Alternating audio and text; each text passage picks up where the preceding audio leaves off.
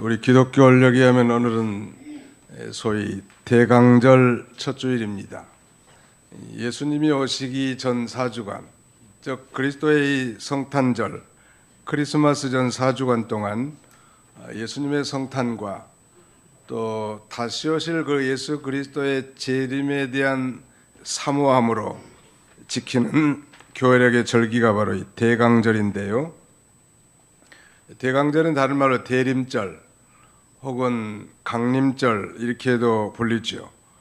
오늘 이 대강절의 첫 주일은 시편 110편 1절로 7절 말씀을 통해서 다윗의 메시아 예언 이런 제목으로 하나님 말씀을 증거하고 은혜 받고자 합니다.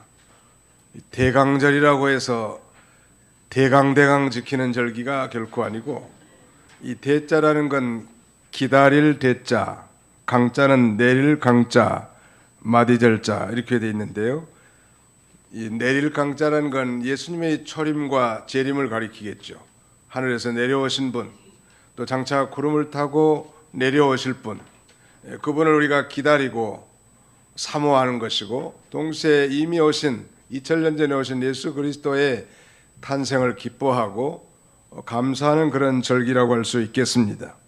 오늘 이 시편 110편의 시대적 배경과 저작 동기는 불분명하지만 분명한 거 한 가지는 이 시편의 저자가 다윗이라는 것, 그것은 예수님께서도 친히 복음서에서 다윗이 기록했음을 증언하고 있습니다. 그 110편의 주제는 장차 하나님의 왕국을 통치하실 왕으로 오실 메시아에 대한 예언이라고 할 수 있겠는데요. 이와 같은 이 시편의 분위기는 그 주제에 걸맞게 장엄하고도 아주 엄의한데요. 메시아의 의로운 통치와 승리하심에 대한 표현이 마치 오케스트라의 교향악과 같은 분위기를 나타내주고 있습니다. 그렇다면 이 다윗이 예언할 장차 오실 이 메시아의 직분은 무엇이며 그가 오셔서 하실 일, 사역은 무엇인가? 세 가지를 올리 주보 순서지 오늘의 말씀에 요약해 놨는데 거기 한번 보실까요? 다윗이 예언한 장차 오실 메시아의 직분과 사역은 무엇인가? 우리 한번 따라서 해봅시다. 통치하시는 왕, 멜기세덱의 서열을 따른 영원한 제사장. 너무 긴 것 같아요. 영원한 제사장, 열방의 심판자. 네, 이 다윗은 예수님이 오시기 1000년 전의 인물 아닙니까? 오늘날로 말하면 그러니까 3000년 전 인물인데, 그는 성령으로 말미암아 장차 인류를 죄에서 구원할 메시아가 오실 것인데, 그분은 이 우주 만물을 통치하실 왕이시며 또 하나님과 죄로 말미암아 원수되었던 우리 인간 사이를 중보할 영원한 제사장으로 이 땅에 오시되, 아론 계통의 그런 반차 서열을 따르지 않고 시작도 끝도 없는 이 살렘왕 멜기세덱의 서열을 쫓아 이 땅에 영원한 제사장으로 오실 것을 예언함과 동시에 그는 장차 구름을 타고 이 땅에 재림하셔서 이 세상 만물을 다 심판하실 왕으로, 심판자로 오실 것을 성경은 증거하고 있습니다. 좀 더 구체적으로 통치하시는 왕, The Reigning King이라고 되어 있는데 거기 1절로 2절 우리 다 같이 한번 뜻을 생각하면서 통독하겠습니다. 시작. 여호와께서 내 주에게 말씀하시기를 내가 내 원수들로 내 발판이 되게 하기까지 너는 내 오른쪽에 앉아 있으라 하셨도다. 여호와께서 시온에서부터 주의 권능의 규를 내보내시리니 주는 원수들 중에서 다스리소서. 읽어도 잘 무슨 뜻인지 모르시겠죠. 여호와께서 내 주에게 말씀하시기를. 그랬는데 과연 이 내 주는 누군가? 여호와면 성부 하나님이라고 말씀할 수 있겠는데 내 주는 누구냐는 말이에요. 여호와께서 내 주, 즉 다윗의 주님은 누군가? 여호와께서 주님에게 말씀하셨는데 그 주님은 과연 누군가? 결론부터 말씀드리면 그분이 바로 성자 예수님, 메시아, 즉 그리스도를 가리키는 것입니다. 그런데 여호와께서 그렇다면 다윗의 주님이신 메시아에게 뭐라고 말씀했는가 하면 내가 성부 하나님께서 내 원수들로 성자 예수 그리스도의 원수들로 성자 예수 그리스도의 발판이 되게 하기까지 성부 하나님의 우편에 오른쪽에 앉아 있게 하겠다는 거예요. 사랑하는 성도 여러분, 오늘 이 본시는 대단히 난해한 시이지만 유명한 시예요. 왜 유명하다고 말할 수 있는가 하면 아마 신약 성경에서 시편 110편만큼 많이 인용된 그런 성경이 즉 시편이 없기 때문이죠. 앞으로 여러분들이 좀 이 말씀에 친숙하고 신약 성경을 읽을 때도 구약을 들여다볼 수 있고 구약을 읽으면서도 신약을 반추할 수 있는 계기로 삼으면 참 좋겠습니다. 그러니까 성부 하나님께서 성자 예수님에게 뭐라고 말씀하는가 하면 내가 내 원수들로 내 발판이 되게 하기까지 너는 내 오른쪽에 앉아 있으라. 원수들로 발판이 되게 한다는 것은 발판의 옛날 번역은 발등상인데 이 발판이라고 하는 것은 왕이나 이 귀족 즉 상류사의 사람들이 사용하는 그 의자 밑에 놓은 발을 올려놓은 발판이라고 할 수 있습니다. 옛날에 그 왕의 보좌를 한번 상상해 보십시오. 그 왕의 보좌 앞에는 반드시 그 발판이 있어요. 그러므로 원수들이 발판이 되기까지라고 하는 것은 원수들을 완전히 정복할 때까지 그런 말이거든요.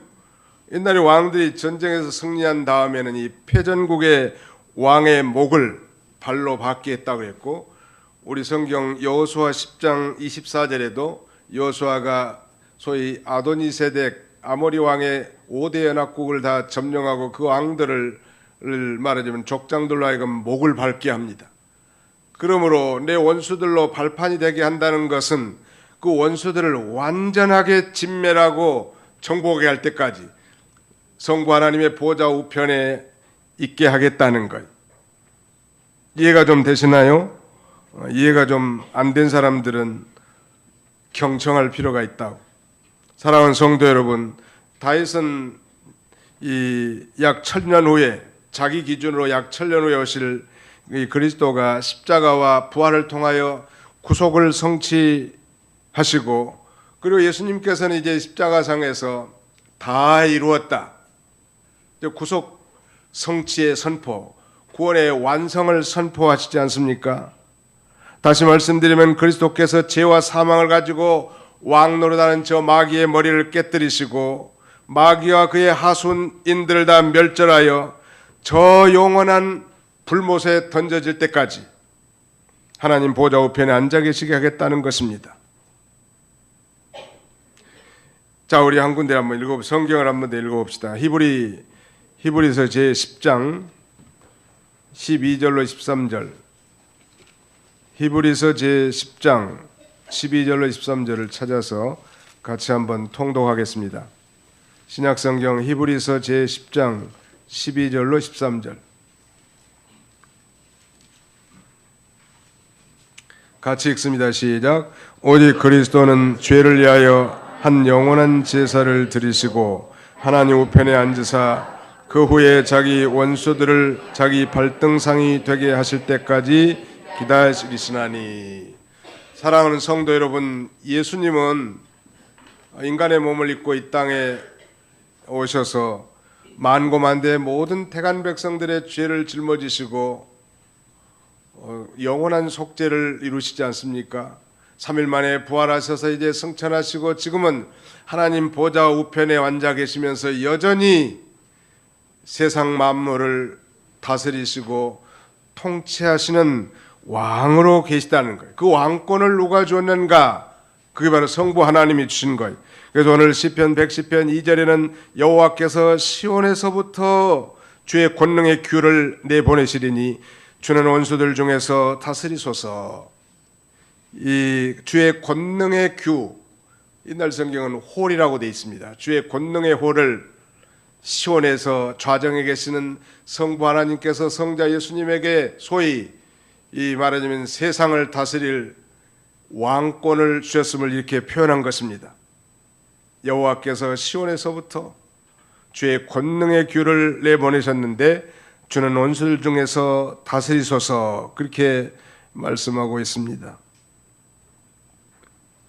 시온은 하나님이 계신, 하나님이 임재한 곳이고 하나님이 계신 신령한 곳을 가리키는데 거기서 그리스도에게 왕권을 입혀주시고 세상을 통치하게 하신 것입니다. 예수님의 이 공생의 기간 동안에 바리새인들은 끊임없이 예수님을 공격해댑니다.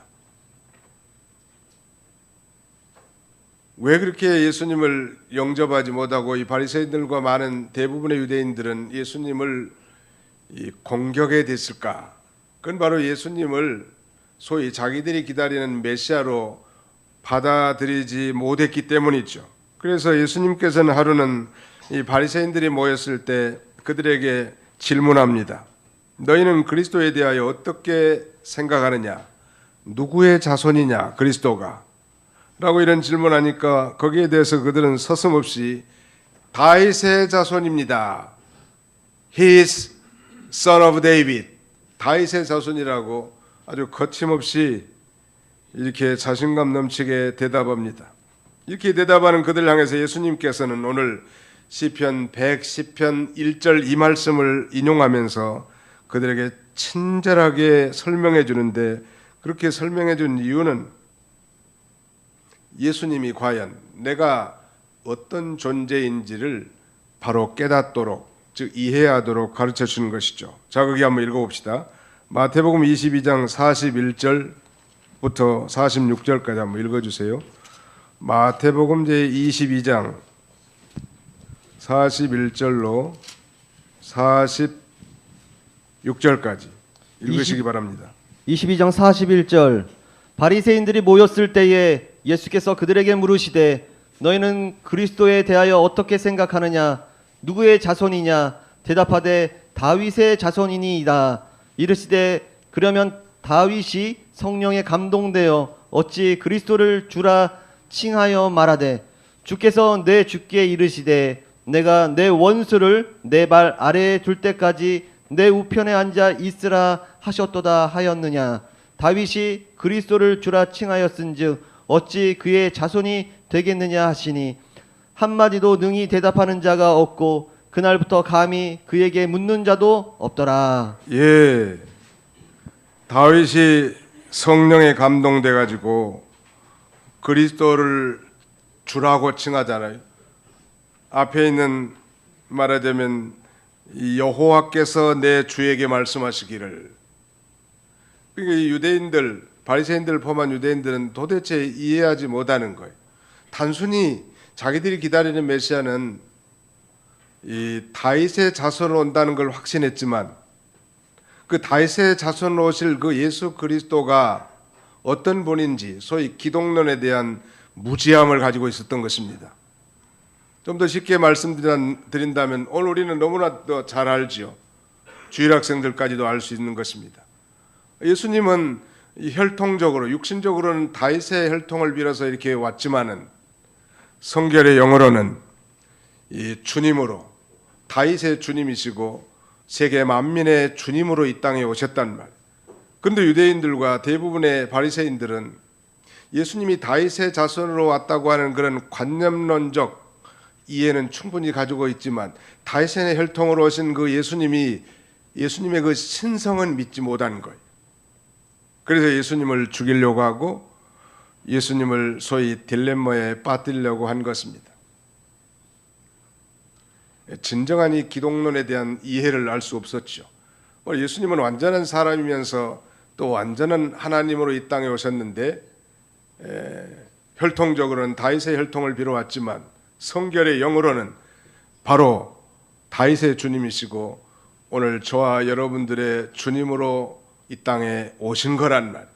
그래서 예수님께서 과연 자신이 어떤 존재인가를 미련한 이 바리새인들에게 친절하게 설명해 주려고 했지만 그들은 이해하지 못했고 예수님의 이 명쾌한 대답에 대해서 함구하고 다시는 질문하지 않았다고 성경은 그렇게 증거합니다. 자, 그렇다면 이 다윗은 지금부터 3000년 전에 자기의 혈통을 통해서 오실 이 메시아가 자기의 그야말로 천대 후손이지만 그러나 그분을 바로 하나님께서 주님으로 세우셨다는 걸 성령으로 깨닫고 그렇게 증거하면서 그분은 바로 이 땅에 통치하시는 왕, The Reigning King으로 이 땅에 오셨음을 믿는 거예요. 동시에 오늘 저와 여러분들은 예수 그리스도를 믿는 자라고 한다면 예수 그리스도가 우리의 왕이심을 고백하고 그의 왕권을 인정하고 그의 통치와 다스림을 받는 삶을 마땅히 살아야 할 것입니다. 오늘 이 대강절 첫 주간에 우리가 이미 2000년 전에 오신 그 예수 그리스도가 바로 나의 왕이시라는 거 믿으시면 아멘 합시다. 자, 한번 더 합시다. 예수님은 나의 왕이십니다. 믿습니까?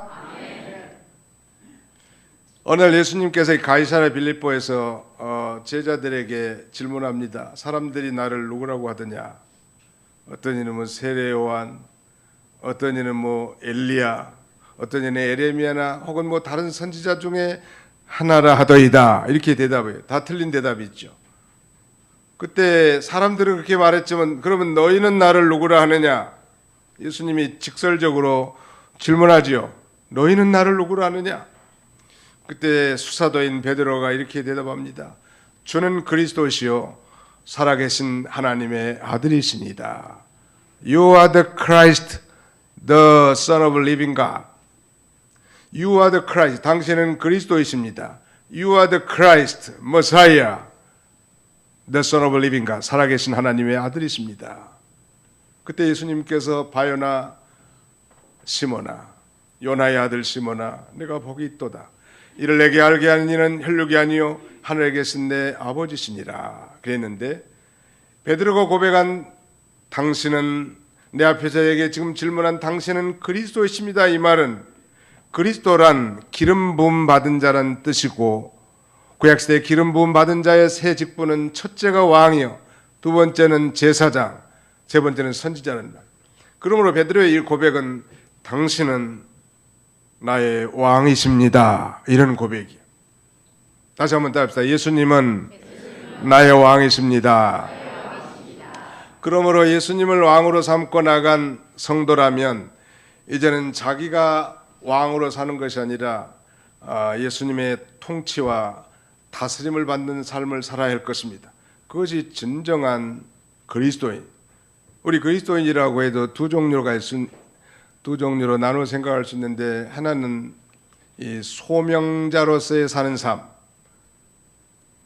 a called life이 있다고 하면 다른 하나는 a driven life, 지 맘대로 사는 삶이라고 할 수 있겠습니다. called란 call의 과거분사인데 영어의 과거분사는 수동의 의미가 있습니다. called life, 하나님께 내가 소명받은 자로서 사는 사람과 다른 하나는 a driven life, 자기 마음대로 사는 삶이에요. driven은 그 원형이 drive, 운전하다. 자기가 자기 인생을 운전하는 인생. 여전히 교회를 다니고 예수를 자신의 구주로 믿었다고 하면서도 모든 중대한 결정은 자기가 왕으로서 자기가 통치하는 인생. 이런 인생을 소위 a driven life이라고 하는데 여러분의 삶은 어떻습니까? 여러분의 인생을 여러분이 결정하고 여러분이 판단하십니까? 아니면 왕이신 예수 그리스도의 뜻을 따라 그분의 판단에 맡기십니까? 아마 두 종류의 성도가 있을 텐데 적어도 전자라면 즉 예수님을 왕으로 삼고 그분의 통치와 다스림을 받고 사는 사람은 가장 행복한 사람이고 또 신실한 그리스도인의 삶이라고 할 수 있겠지만 그 반대의 삶은 아직도 예수님을 내 마음 바깥에 두고 내 인생은 내가 주인이고 나는 내 인생의 선장이요 주인이라고 선언한 사람과 같단 말이에요. 사랑하는 성도 여러분, 우리는 예수님을 왕으로 모시고 그 왕의 통치와 다스림을 받는 축복된 인생을 사시기를 주님의 이름으로 축원합니다. 자, 그 다음에 3절을 우리 다 같이 한번 읽을까요? 3절을 다 같이 한번 통독하겠습니다. 시작. 주의 권능의 날에 주의 백성이 거룩한 옷을 입고 즐거이 헌신하니 새벽 이슬 같은 주의 청년들이 주께 나오는도다. 많은 청년 예배에서 설교의 제목으로 사용하는 본문이 바로 110편 3절이에요. 그래 110편 3절만 가지고는 전체를 다 이해할 수 없는데 바로 이 주의 권능의 날은 어떤 특정한 날이라기보다는 신약시대에 예수를 믿고 성령을 받는 시대, 성령의 권능을 받고 이제 예수 그리스도로 말미암아 거룩한 옷, 즉 구원의 옷과 의의 겉옷을 입은 신자들이 즐겁게 주님 앞에 나와 헌신하게 되는 것인데, 이것은 마치 새벽 이슬 같은 주의 청년들이 주께 나오는 것 같단 말이에요. 물론 이 청년들은 나이가 젊은 그런 유스 그룹만을 가리키는 것이 아니고 정말 성령 받은 그런 권능 있는 군사와 같은 그런 신자라고 할 수 있습니다. 여기 청년의 원어를 살펴보니까 얄두트라고 하는데 군병이란 뜻이죠. 오늘 모든 우리 그리스도인들은 다 십자가의 군병이라는, 성령의 권능을 힘입어서 이제 복음을 전파하는 십자가의 군병들이, 우리는 십자가의 군병들입니다. 시작. 우리는 십자가의 군병들입니다. 오늘 이 3절에서 중요한 단어 하나를 찾으려면 이슬, 듀를 가리킬 수 있는데요. 이 이슬은 여기 키워드라고 할 수 있습니다. 우리에게는 이슬이 그렇게 별로 중요하게 다가왔지는 않습니다만, 강수량이 없는, 특별히 건기에 비가 전혀 내리지 않는 이 중동의 팔레스틴 지역에서는 이슬은 곧 생명이, 우리 성경에서 이슬은 보통 은혜와 축복을 상징하거든요. 비가 내리지 않지만 지중해 그 찬바람이 팔레스타인으로 육지로 불어서 밤에 기온이 떨어져서 그것이 이제 말하자면 이슬로 바뀌는 거예요. 지중해 이 습한 공기가 말하자면 서쪽을 향해서 불어가지고 팔레스틴 땅에 떨어질 때 그것이 이슬로 바뀌는데, 정말 대낮 땡볕에 정말 다 시들어져 버린 그런 초목들, 식물들이 다시 새벽 이슬을 맞고 이 생명이 초롱초롱한 것처럼 오늘 신약시대에 정말 성령의 권능을 받고 우리가 나가서 복음을 증거함으로 말미암아 시련과 비탄에 빠진 수많은 인생들을 살려내고 죄와 사망 가운데 종노릇하는 많은 사람들에게 생명의 복음을 증거하는 자들이 일어나게 될 것을, 다윗은 예수님이 오시기 1000년, 아니 지금부터 3000년 전에 그것을 예언하고 기쁨으로 노래하고 있단 말. 사랑하는 성도 여러분, 오늘 우리가 바로 이 주의 권능의 날에 예수 믿고 성령 받아 정말 이 능력의 복음을 증거할 그런 사명자로 나온 거예요. 그러므로 즐거이 헌신하고 이 거룩한 옷을 입고 즐거이 헌신하는 저와 여러분들이 다 되시기를 주님의 이름으로 축원합니다. 한번 따라합시다. 주의 권능의 날에 주의 백성이 거룩한 옷을 입고 즐거이 헌신하니 새벽 이슬 같은 주의 청년들이 주께 나오는도다. 예. 주의 권능의 날, 오늘 우리도 순간순간 죄를 회개하고 성령의 권능을 힘입어야 이 복음의 증인의 삶을 살 수 있지요. 사도행전 1장 8절에는 오직 성령이 너희에게 임하시면 너희가 권능을 받고 예루살렘과 온 유대와 사마리아와 땅끝까지 이르러 내 증인이 되리라 하시니라. 우리 성가대 찬송했습니다만 주의 권능을 입고 하나님 앞에 찬송하는, 전도하는 사람도 그렇고 봉사하는 사람도 그렇고 성령 충만해서 주의 권능을 입고 주의 거룩한 옷, 구원의 옷, 의의 겉옷을 입고 하나님 앞에 즐거이 헌신하는 것은 마치 새벽 이슬과 같은 주의 청년들이 주님 앞에 나오는 것처럼 죽은 사람을 살린다는 말. 오늘 교회는 이 마지막 시대의 유일한 소망이에요. 그러므로 교회가 타락한다면, 성도들이 타락한다면 소망이 없단 말이에요.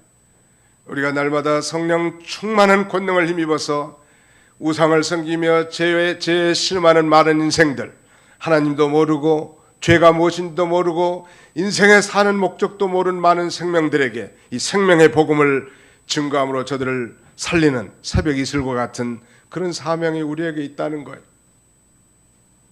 이런 새벽 이슬과 같은 주의 청년들이 다 되시기를 축원합니다. 그 다음에 이제 두 번째는 영원한 제사장이란, 바로 장차 오실 메시아는 영원한 제사장. 여러분, 구약시대의 제사장은 레위 지파만이 가능하고, 특별히 대제사장은 아론 계통으로만 말하자면 상속이 가능합니다. 근데 예수님은 레위 계통도 아니고 아론 계통도 아니라 시작도 끝도 없는 저 멜기세덱의 서열, 멜기세덱의 반차를 쫓은 영원한 제사장인데, 그 제사장으로 오실 것을 예언하고 있고, 제사장이 하는 일은 죄를 사해 주는 일입니다. 구약시대에 죄지은 평민이 제물을 가지고 주 앞에 나오면 속죄제를 드리고, 그 제사장은 이제 죄가 사해졌음을 선포하는 그런 중요한 중보자 역할을 하는데, 오늘 죄로 말미암아 하나님과 원수됐던 우리를 이 예수님, 즉 메시아이신 예수 그리스도께서 오셔서 자신이 친히 제물이 되시고, 자신이 영원한 이 제사장으로서 하늘 성소에 직접 들어가 이 속죄의 제물 중보의 사역을 통하여 오늘 저와 여러분들의 모든 죄를 다 사해 주시고 의롭다 인정해 주시고 하나님 앞에 영광스러운 자녀로 삼아 주시는 그런 제사장. 그는 승천하신 이후에도 하나님 보좌 우편에서 지금도 영원한 제사장이니까, Eternal Priest, 영원한 제사장이니까 지금도 이 땅에서 죄짓고 방황하는 인생들, 시련과 비탄에 빠진 그런 인생들이 주님 앞에 나와 저 십자가를 응시하며 믿음으로 자복하고 회개할 때마다 우리의 모든 죄를 다 도말해 주시는 영원한 중보자의 제사장으로서 사명을 감당할 자라고 다윗은 그렇게 성령으로 바라보고 예언하고 찬송하는 것입니다. 우리가 멜기세덱에 대한 확실한 이해를 가진 사람들은 많지 않지만 우리가 짐작하고 기억하건대 이 멜기세덱은 역사적 실제 인물입니다.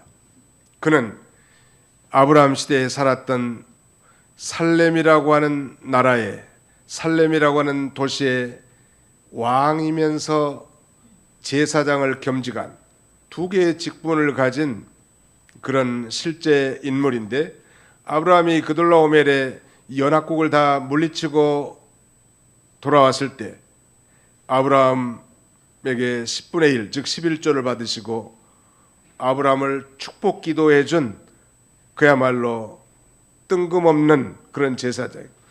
율법을 쫓아 제사장은 이제 그로부터 약 500년 후에 모세 시대의 율법이 제정되었고 레위 지파가 그 제사장으로서의 그 사명을 감당했는데, 이 살렘왕 멜기세덱은 그보다 훨씬 전 500년 전의 인물처럼 예수님은 성부 하나님께서 지명하여 세우신 영원한 제사장으로 이 땅에 오셔서 그 중보의 사역을 감당하시는 거예요. 목사님, 그것이 뭐가 그렇게 중요해서 힘주어 말씀하십니까? 너무너무 중요하죠. 바로 예수님은 우리의 영원한 제사장으로서 자신이 직접 속죄의 제물이 되어 주셔서 하늘 성소에 들어가 영원한 제사를 통하여 만고만대 그를 믿는 모든 자들의 죄를 다 용서해 주시고, 오늘도 주님 앞에 나와 머리 숙여 기도하면서 자백하고 회개하는 자들마다 이 전년 전에 십자가에 뿌려진 그 피가 우리의 모든 죄를 다 깨끗하게 하는 그런 능력이 있게 하셨단 말이에요. 그러므로 우리는 낙심할 바 없어요. 십자가를 바라본 어떤 분이 인생을 다 파멸하고 이제 갈 길은 내가 목숨을 끊고 차라리 죽는 것이 낫겠다. 근데 이 양반이 어려서 그 교회를 다닌 사람이래. 그래서 한강 다리에 가가지고 강물을 쳐다보니까 빈 사이다 병도 있고 뭐 그다음에 시럽을도 둥둥 떠 있어서 너무 지저분해가지고 잠깐 마음을 고쳐 먹었다는 거예요. 그때 번쩍 자기가 초등학교 때 교회 나갔던 거, 그 어머니가 자기를 위해서 간절히 기도했던 것이 생각이 나가지고 그 길로 다시 살아야겠다는 그런 이 마음을 갖게 했는데, 그 마음을 갖게 하신 분이 곧 하나님이신 거예요. 여러분 한강에 혹시 가시거들랑 사이다 병이 둥둥 떠 있다든지 스티로폴이 비닐이라든지 둥둥 떠 있으면 한 번 더 생각해 보세요. 몇 걸음 가는 순간에, 한순간에, 눈 깜빡할 순간에 우리는 새로운 인생을 살아갈 수 있는 거예요. 우리는 7전8기의 인생이란 말. 저 영원한 제사장이신 예수 그리스도께서 2000년 전에 벌써 우리의 모든 과거와 현재와 미래의 모든 죄를 다 사해 놓으시고 지금도 하나님 보좌 우편에서 영원한 제사장으로서 친히 하나님 앞에 우리의 의로움을 탄원하시는 것. 우리의 삶이 정말 부끄럽고 천박하고 형편없는 그런 삶을 살다 할지라도 하나님이시여 저 영혼을 위하여 내가 십자가에서 피 흘리지 않았습니까? 예수 믿는 사람들은 좀 뻔뻔하다고 하면 뻔뻔하죠. 뭐 죄짓고 뭐 회개한다고, 또 죄짓고 회개한다고 좀 의롭고 거룩하게 살지 않고. 근데 세상에 죄 안 짓는 사람이 어디 있냔 말이에요. 그러니까 예수 그리스도를 믿는 자는 하나님께서 너는 의인이다 이렇게 인정해 주는 거예요. 우리 행실이 바르지 못하고 여전히 연약함으로 둘러싸였다 할지라도 예수 그리스도가 이루어놓으신 그 의를 보시고 하나님은 믿는 모든 자에게 너는 의인이다 라고 하나님의 법정적 심판대 앞에서 우리를 손들어 주는 거예요. 그럼 우리는 낙심할 거 없어요. 마귀는 우리를 날마다 참소합니다. 너 같은 게 성도고 집사고 권사고 장로고 목사냐 한심하다는 거예요. 그러나 우리는 당당하게 의의 흉배를 붙이고 의롭다 하신 이는 하나님이시니 누가 우리를 송사하리요? 아무도 우리를 송사할 자 없다는 거예요. 당당하게 그 의의 겉옷을 입고 하나님 앞에 당당히 나가서 여전히 새롭게 살아갈 수 있는 그런 존재가 된 것은 그가 영원한 제사장으로서 우리의 모든 죄를 사해 놓으시고 우리를 하나님께서 의롭다고 인정해 주셨기 때문입니다. 자, 한번 따라합시다. 우리는 그리스도 안에서 하나님 앞에 의인입니다. 이제 법적으로 의인이 됐으니까 이제 실제로 우리가 의롭게 사는 건 필요하겠죠. 가다가 실패하더라도 이제 의인이 좀 의인답게 살아야지. 의인이면서도 왕자이면서도 거지 옷을 입고 여전히 방황해서는 안 된단 말. 그 다음에 마지막 하나는 바로 이 열방의 심판자, 문나라의 심판자가 될 것을 가리킵니다. 5절로 7절은 어떤 면에서 1절로 4절까지는 예수 그리스도의 초림, 첫 번째 강림에 관한 메시지라고 한다면 5절로 7절까지는 예수 그리스도의 재림, 다시 오실 예수 그리스도의 재림. 이 날은 곧 어떤 날인가? 시편 110편 5절로 7절을 다 같이 한번 읽어보겠습니다. 시작. 주의 오른쪽에 계신 주께서 그의 노하시는 날에 왕들을 쳐서 깨뜨실 것이라. 문나라를 심판하여 시체로 가득하게 하시고 여러 나라의 머리를 쳐서 깨뜨리시며 길가의 시냇물을 마심으로 그의 머리를 드시리로다. 주의 오른쪽에 계신 주께서 바로 이 예수 그리스도께서, 승천하신 예수 그리스도께서 여호와 하나님의 우편에 계시는데 그의 노하시는 날에 왕들을 쳐서 깨뜨릴 것이고 문나라를 심판하고 여러 나라의 머리를 쳐서 깨뜨리시겠다는 거예요. 언제? 그의 노하신 날에.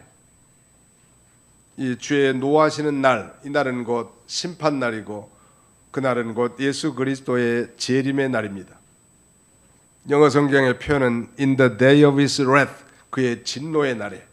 사랑하는 성도 여러분, 예수님이 재림하는 날은 진노하시는 날이. 우리 신학생들에게는 소위 그 여호와의 날이라는 이 신학적 주제를 아주 심도 있게 가르칩니다. The day of the Lord라고 하는 이 여호와의 날은 두 가지 개념이에요. 하나는 구원의 날이고 다른 하나는 심판의 날이죠. 즉 장차 구름을 타고 이 땅에 재림 예수로 오실 이 재림의 날은 믿는 자들에게는 영광스러운 휴거와 함께 구원의 날이지만 믿지 않는 자, 예수 그리스도의 주권에 굴복하지 않고 하나님의 나라와 그 의를 대적하는 이 거짓 선지자들과 그 악한 영에 이용되는 자들 뿐만 아니라 불신자들, 더 나아가서 그들을 조종하는 마귀와 사탄을 일거에 저 영원한 불못에 던지는 그날이 바로 여호와의 진노의 날이. 적어도 예수 그리스도를 믿는 자는 그 진노에서 면한 거예요. 예수를 믿지 않는 자는 죄송하지만 진노받을 인생이란 말이에요.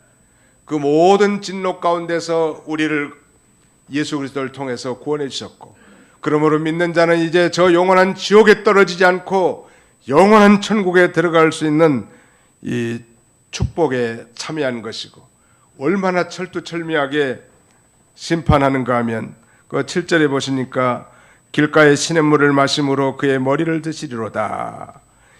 원수들을 진멸하기까지 충분한 휴식을 취하지 않고 잠깐 시냇물로 목을 축여 온기를 회복하고 한 명도 놓치지 않고 철저히 다 이 파하기 위해서 이 그리스도께서 그 대적들을 멸하시기 위해서 열중하신다는 거예요. 장차 예수님이 재림하시면 그야말로 이 세상은 과간이 아닐 거라. 근데 그 이 심판을 소위 공심판이라고 하는데, 예수 믿는 자는 이 공심판에서 다 면제된 자예요. 그리고 그날 우리는 그 천사장과 호령과 더불어 하늘로부터 친히 강림하신 예수 그리스도를 영광 가운데 배웠고, 예비하신 저 영원한 메시아의 나라 새하늘과 새 땅에 들어가서 우리가 영생 복락을 누리게 될 날, 그날이 바로 여호와의 진노의 날이고 여호와의 날이고 불신자에게는 심판의 날이지만 우리에게는 영광스러운 구원의 날이란, 다윗은 성령으로 말미암아 이 모든 사실을 깨닫고 자기 혈통으로 오실 그 메시아가 바로 이 메시아의 초림과 재림을 통하여 이런 놀라운 역사가 있게 될 것을 노래하는 것입니다. 우리 성탄절을 앞두고 대강절 이 첫 주간에 우리가 기억해야 될 것은 2000년 전에 오신 예수 그리스도의 강탄을 기억하면서 우리가 마음속으로 정말 기뻐하고, 또 미국에 장차 오실 예수 그리스도의 재림을 사모하고 기다리면서 이 기간을 보낸 거예요. 우리가 부활절 전 제수요일부터 약 40일 동안 우리는 사순절이라고 하면서 그리스도의 고난을 묵상하면서 보낸다고 하면, 성탄절 앞둔 이 4주간은 이 대강절로서 말씀드린 대로 이미 오신 그리스도의 탄생을 축하하고 기념하고 감사하고 기뻐하고 장차 오실 그리스도를 이제 사모하고 기다리는 절기입니다. 언제 그날이 이루어질까? 저는 개인적으로 제 인생이 끝나기 전에 예수님이 재림하셨으면 참 좋겠지만, 그러나 그건 알 수 없는 일이에요. 그날은 오직 성부 하나님만 예정하신 날이란 말이에요. 그러나 적어도 아마 우리 세기에 21세기에는 아마 이 세상이 끝이 나지 않겠는가. 왜냐하면 아직도 복음이 전파되지 못한 저 미전도 종족들이 있다는, 최근에 뉴스를 봤는데 인도의 한 말하자면 섬에, 즉 무명 세계와 완전히 단절된 채 역사 이래로 말하자면 원시인들이 살고 있는 그런 세계에 미국의 한 젊은 청년이 복음을 증거하기 위해서 낚싯배를 이용해서 계곡을 타다가 그들의 화살에 맞아 장렬하게 순교당했다고 신문 기사를 본 적이 있습니다. 아직도 복음이 들어가지 않은 원시 미전도 종족이 있고, 아직도 복음을 들어야 할 택한 백성들이 우리 도성에도 남아 있기 때문에 이 땅에 온 땅에 이 복음이 편만하게 전파될 때, 그때 예수님이 이제 영광 가운데 재림하실 건데, 바로 믿지 않는 자들에게는 그날이 바로 진노의 날이고 영원한 불못에 던져질 이 무시무시한 날이 되겠지만, 우리 성도들에게는 영광의 날이요 구원의 날이란 말.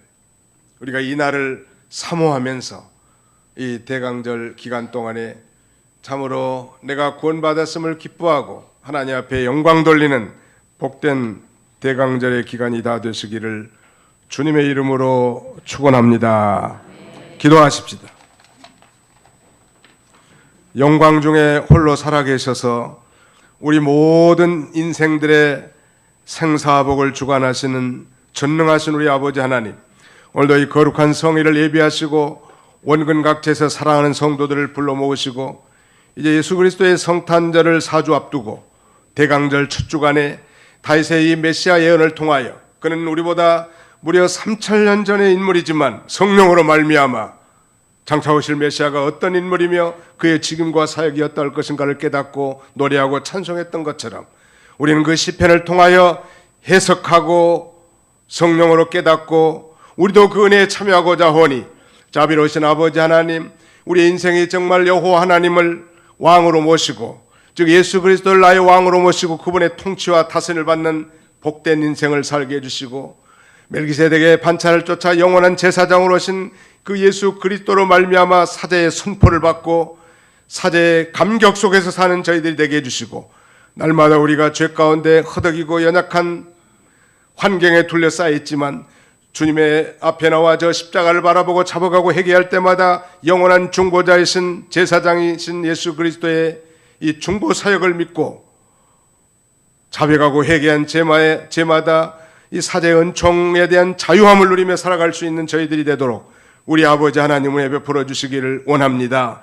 우리 주님은 미국에 이제 구름을 타고 이 땅에 오실 터인데, 심판자로서 저 불신 세계와 하나님의 주권을 거스리고 이 대적하는 많은 이 거짓 선지자들과 악한 영들, 저들을 조종하는 이 사탄의 세력들을 저 일거에 저 불못에 던질 그날을 우리가 바라보면서 이 땅에서 많은 어려움과 슬픔과 실패와 질병과 고난이 있지만은 거기에 함몰되어서 낙심하지 아니하고 날마다 믿음으로 이 날을 바라보고 승리하며 살아갈 수 있는 우리 모든 성도들이 다 되도록 우리 하나님이여 축복하여 주옵소서.